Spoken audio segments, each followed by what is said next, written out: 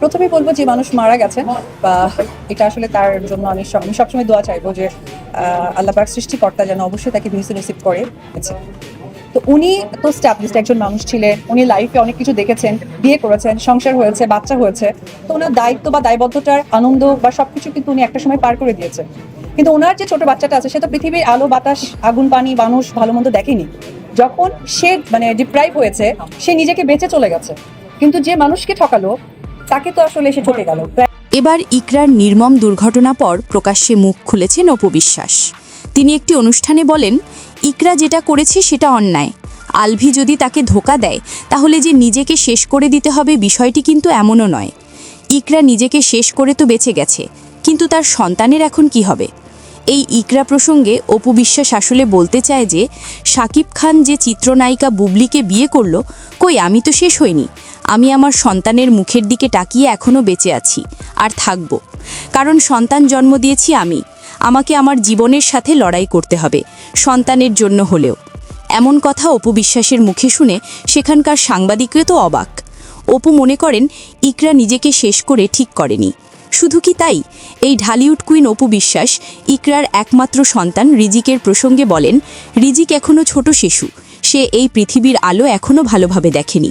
কিন্তু তার মা ইকরা যেটা করল তাতে এই শিশুটির আগামী দিনগুলি অনেক কষ্টের হতে পারে। এছাড়াও ইকরার প্রসঙ্গে অভিনেত্রী ইফফা তারা তিথি বলেন, সে মারা গিয়ে আমাদেরকে ফাঁসিয়ে দিয়ে গিয়েছে, এখন সে নেই। কিন্তু ইকরার বিষয়ে যা বলছে দর্শক থেকে শুরু করে ইকরার বান্ধবীরা, তা কিন্তু সব সত্যি নাও হতে পারে। ইকরা সুইসাইড করার মতো মেয়েই না, এইটা এত স্ট্রংলি বলাটাও যেরকম ভুল, আর এটাও বলতে পারবো না ইকরা অনেক উইক। যারা আগে কখনো মুখ খুলে নাই, আগে কখনো কিচ্ছু বলে নাই, এখন তারা এক একজন অনেক কথা বলছে। অনেক আগে একবার ইকরার সাথে আমার একটা কথা কাটাকাটি হয়েছিল। এই ইকরার মৃত্যু ঘিরে এবার সোশ্যাল মিডিয়ায় চলছে আলোচনার ঝড়। কেউ দাবি করছে ইকরার এটা ভুল সিদ্ধান্ত ছিল, অন্তত পক্ষে হলেও সন্তান রিজিকের মুখের দিকে তাকিয়ে হলেও ইকরাকে বেঁচে থাকার দরকার ছিল। আবার অন্যদিকে বাতাসের মতো ভেসে আসছে যে সব দোষ এই তিথি নামক মেয়েটার, এমন শাস্তি হওয়ার দরকার যা দেখে যারা পরকীয়া করে তাদের যেন হুঁশ ফিরে আসে। আপুর বাসায় যত প্রুফ ছিল আপু মারা যাওয়ার পরে সেগুলো সব লুপাট করা হয়েছে। যদি এটা সাধারণ কোনো আত্মহত্যা হতো তাহলে এটা প্রমাণগুলো এভাবে সরানো হতো না। অবশ্যই এখানে কিছু আছে যে আমরা আজকে সবাই এখানে সমন্বিত হয়েছি। ইকরা আপুর এটা আত্মহত্যা বলবো না, আমরা হত্যা বলবো। ইকরা কষ্ট পেয়ে চলে গিয়েছে, কিন্তু তার সন্তান রিজিককে এভাবে একা রেখে গিয়ে ইকরা কি সঠিক সিদ্ধান্ত নিয়েছে? এই বিষয়ে আপনাদের মূল্যবান মতামত জানিয়ে দিন কমেন্টের ঘরে। সেই সাথে এখানে কিছু কথা আজ বলে যেতে চাই।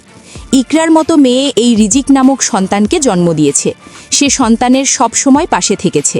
যদি বাবা আলভি কিছু সময় সন্তানকে দিলেও বেশিরভাগ সময় শুটিংয়ের নামে মেয়ের কাছেই বেশি সময় পার করে এসেছে এই অভিনেতা আলভি। কিন্তু ইকরা আজ নিজেকে কন্ট্রোল করতে না পেরে নিজেকে এই পৃথিবী থেকে সরিয়ে নিয়েছে। কিন্তু এখন এই সন্তান রিজিকের এখন কি হবে? তাহলে আমরা এখানে নিশ্চিতভাবে বলতে পারি এই স্বার্থপর পৃথিবীতে রিজিককে ঠকালো তার বাবা আলভি এবং মা ইকরা। কেননা এই মাসুম ছেলেটির কথা চিন্তা করে হলেও বাবা সন্তানের পাশে না থাকলেও সন্তান রিজিকের পাশে থাকার দরকার ছিল মা ইকরার।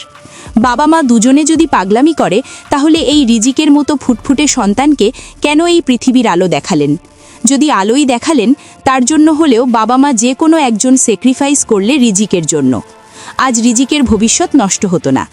এই সন্তান রিজিক আজ সমাজের কাছে বড় হয়ে কি বলবে? যে বাবা আলভি মেয়ে পাগল ছিল আর মা ইকরা সন্তানের দায়িত্ব নিতে না পেরে চলে গেছেন পরপারে। হায়রে নিষ্ঠুর পৃথিবীর কি এক মায়া খেলা। আমরা এই ভিডিওটিতে সব সত্য উন্মোচন করার চেষ্টা করেছি। এই যে ও বসে বসে যে মায়া কান্না করতেছে, ও যে বলতেছে যে ও অনেক ভালোবাসে ইকরি, বাচ্চার জন্য হয়তো বলতেছে। সব থেকে ইম্পর্টেন্ট কথা, যে ভালো হাজবেন্ড হতে পারে না সে কখনো ভালো বাবা হতে পারে না। প্রথম কথা একটাই আমাদের মানববন্ধন, সেটা হচ্ছে যে জাস্টিস ফর ইকরা। আর এটা যে সব থেকে ইম্পর্টেন্ট যেটা এখন দরকার সেটা হচ্ছে আলভি যেখানে থাক না কেন, যে জায়গায় থাক না কেন, অতি দ্রুত ওকে আইনের আওতায় আনা হোক, প্লাস ওকে সুন্দরভাবে জনগণের সামনে আনা হোক। এই যে ও বসে বসে যে মায়া কান্না করতেছে, ও যে বলতেছে যে ও অনেক ভালোবাসে ইকরি, বাচ্চার জন্য হয়তো বলতেছে। সব থেকে ইম্পর্টেন্ট কথা, যে ভালো হাজবেন্ড হতে পারে না সে কখনো ভালো বাবা হতে পারে না। আর এই যে কান্নাকাটি, ভাই তুমি 16 বছর, তোমার একটা নিউটন কুত্তা মারা গেছিল, আমি সরি আমি খুব খারাপ ভাবে বললাম, কিছু মনে করেন আপনারা, যে তোমার একটা কুত্তা মরে গেছিল নিউটন নাম, তুমি 2 মাস শোক পালন করছো, ফেসবুক ভরায় ফেলছো তুমি, আর তুমি 16 বছর এই মেয়ের সাথে তুমি ছিলা। তুমি তো জানতে পারছো কবে? 1 তারিখে, তাই না, যে তুমি বাংলাদেশে আসবা, তুমি আসলে তোমার ঝামেলা হবে। আরে বাবা, বাংলাদেশে এগুলো চলে, এগুলো বাংলাদেশে এগুলো চলে। তো আমার কথা হচ্ছে যে তুমি 2026 সালে থাকো, তুমি অনেক স্মার্ট একটা ছেলে, তুমি নিজে বলো কিং মানে হচ্ছে অলরাউন্ডার, তাই না? তুমি স্মার্ট একটা ছেলে, তুমি কি নেপালে তো তোমার মনে হয় সেকেন্ড হোম তোমার না ইকরা, যার কারণে তোমার আজকে এত দূর আসা, তোমার ক্যারিয়ার বলো, তোমার লাইফ বলো, সবকিছু। তো তুমি কি নেপাল থেকে কি আমাদের বাংলাদেশে কাউকে মেল করতে পারতে না? যদি তোমাকে হ্যাক করা হয়, তোমাকে এটা বলো, তুমি মেল করতে পারতে না? আইনা আসতে পারতে না? তোমাকে নিজে কোনো অ্যাডভোকেট নাই, লয়ার নাই যে আমাকে সেফটি দাও, আমি সারেন্ডার করতে চাই? ভাই সাব্বা, তুমি কাকে ভালোবাসা বলছো না? তুমি তো অনেক টাকাওয়ালা, তুমি নেপাল ঘুরো, তুমি কানাডা ঘুরো, তুমি হচ্ছে গিয়া অস্ট্রেলিয়া ঘুরে আসছো, তুমি অনেক টাকা আছে। তুমি কি পারতে না একটা হেলিকপ্টার নিয়ে, প্রাইভেট জেট নিয়ে চলে আসতে? কয় টাকা লাগতো? 1 লাখ টাকা, 2 লাখ টাকা, 5 লাখ টাকা? ভাই আমাদেরকে ডাকতি, আমাদের বলতি যে তাতে 1 কোটি টাকা পাঠা, আমার ইকরা আমার লাশ দেখা দেখতে হবে, আমি ইকরাকে লাশ দেখা দেখতে চাই। দিতাম না, চাঁদা তুলে দিতাম। রিজিকের জন্য হলেও বাবা মা কেউ স্যাক্রিফাইস করেনি। এর দায় আসলে বাবা মা দুজনকেই নিতে হবে, কারণ সন্তানটা আপনাদের ছিল। আজ বাবা মা হয়ে যদি এমন হাল করলেন সন্তানের, তাহলে পাড়া প্রতিবেশী কি করবে? আগামী দিনে রিজিকের সাথে আপনারাই বলেন। এবং কাল নাগিনী নামক তিথি, অন্যের সংসারের জামাইয়ের উপর যার এত লোভ, তাকেও কিন্তু শাস্তির আওতায় আনতে হবে। ভিডিওটি ভালো লাগলে লাইক দিয়ে পাশেই থাকবেন এবং জানিয়ে দিতে পারেন আপনার মতামত। News desk, Trends news 69।